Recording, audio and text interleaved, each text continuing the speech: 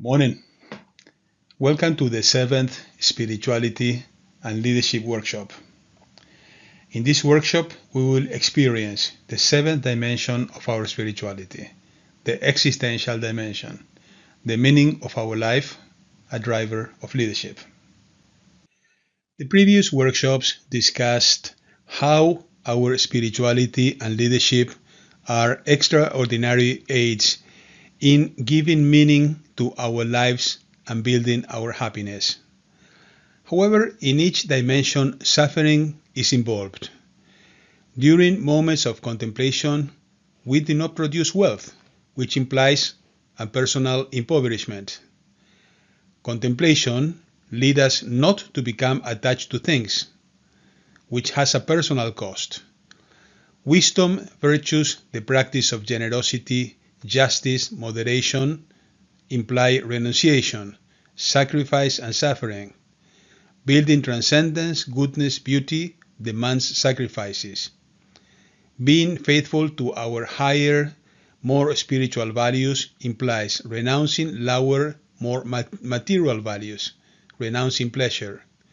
Living in community implies giving up my own desires for the common good. And so we can go on with each dimension. Suffering is part of our spirituality.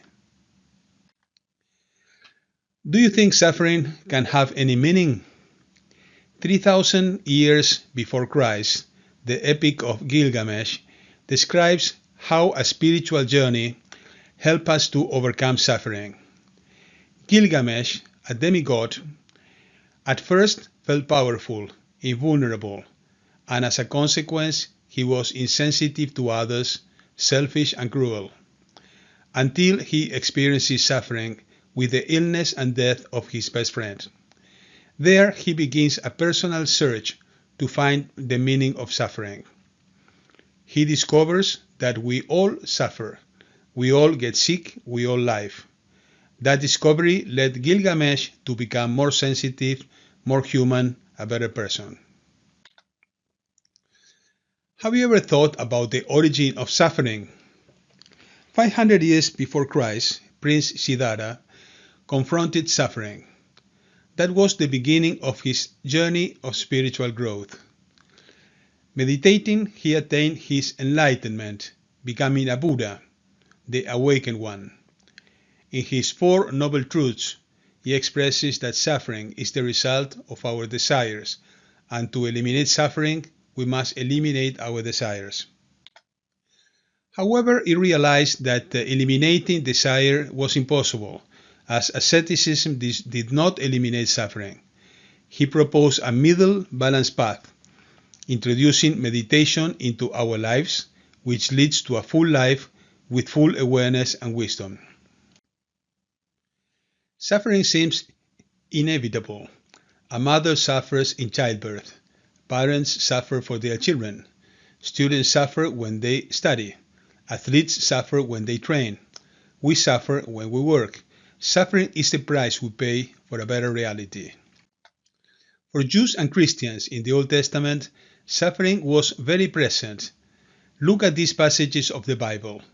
Spirituality, being faithful to God, has a cost. It demands a sacrifice.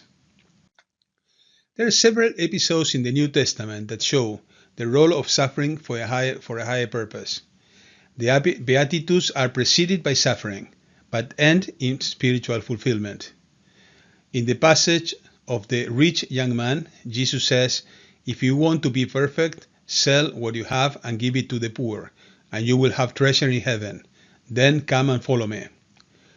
Jesus instructs us in suffering. Whoever does not carry his cross and follow me cannot be my disciple.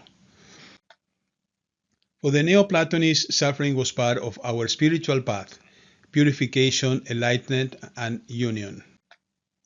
Saint Anthony began a monastic life in the desert that for centuries thousands followed.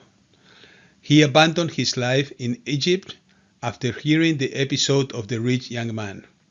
He went to the desert and lived alone for 20 years, a life of faith and constant prayer, struggling with demons, achieving perfect mastery over himself and the world. When his friends tore down the fort where he lived, they found him in perfect physical and emotional condition. For St. Francis, above all the gifts of the Holy Spirit that Jesus gives to his friends, there is a grace to surpass oneself, to accept willingly, for love of him, every scorn, every discomfort, every injury, and every suffering, for love of God. St. Thomas presents the story of Job as a model of our limited human capacity to understand the origins of suffering. Although we do not understand why we suffer, God speaks to us in our interiority and strengthens us in our weakness. Thomas Merton had a personal wilderness experience of psychological distress, anxiety, depression, withdrawal, loneliness, alienation, and despair, which led him to discover his true self. For Viktor Frankl, the way we face suffering defines who we are. We can do so with dignity and generosity, finding meaning even in suffering, deprivation, and death. Or we can conceive it as a bitter struggle. We can find meaning in our lives, in our responsibility to our loved ones, in the value of our work. Peter Kreeft asserts that the core of the Christian response to suffering is that it brings believers closer to the person of Jesus. Jesus did three things to solve the problem of suffering. 1. He came, he suffered with us, he wept. 2. By becoming man, he transformed the meaning of our suffering. It is now part of his work of redemption. Our death pains become birth pains for heaven, not only for us, but also for those who love. 3. He died and rose again. Dying, he paid the price for sin and opened heaven to us. Rising, he transformed death from a hole into a door, from an end into a beginning. For Edward Schillebeeckx, a true consolation to suffering is the knowledge that God suffers with us and for us, that God can transform suffering into redemption, into new life. God created the world knowing that we were going to suffer, and that he was going to suffer with us, that he was going to send his son to suffer to redeem us. If we have children, we will suffer for them, as God suffers for us. If we want to build, we will suffer, as he suffers. Ronald Rolheiser talks about the spirituality of going through multiple deaths, the death of one's youth, of fulfillment, of dreams, of honeymoons, of concrete ideas, the mourning and blessing associated with those deaths. The fireman who enters a burning building to save the life of a child at the risk of his own life. From those deaths, new rebirths emerge.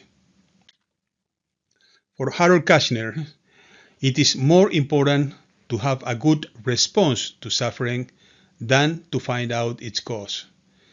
The meaning of suffering is what we do about it, how we respond. I once knew an extraordinary woman. She was sexually abused. For many years she suffered.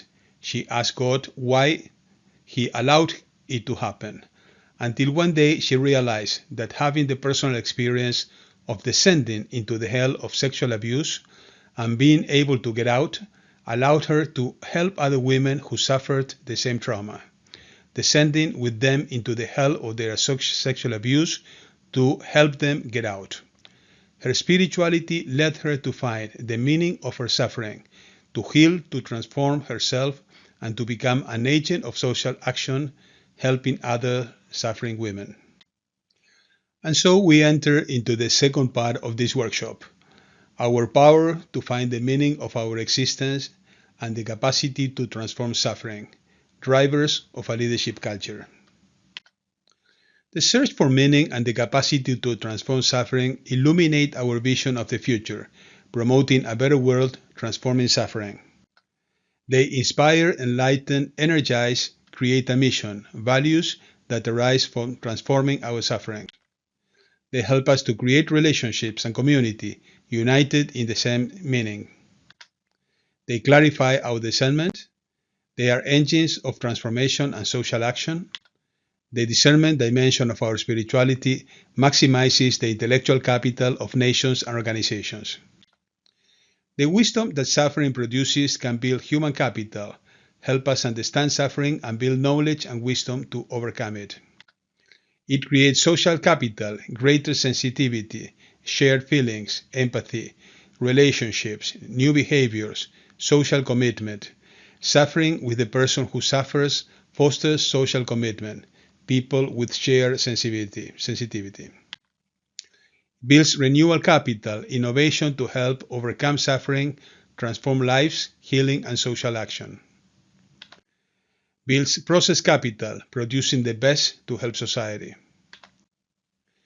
The existential dimension of our spirituality generates social sensitivity, willingness to promote the common good, creating a leadership culture, integrating and harmonizing society better than individualistic and collectivist cultures.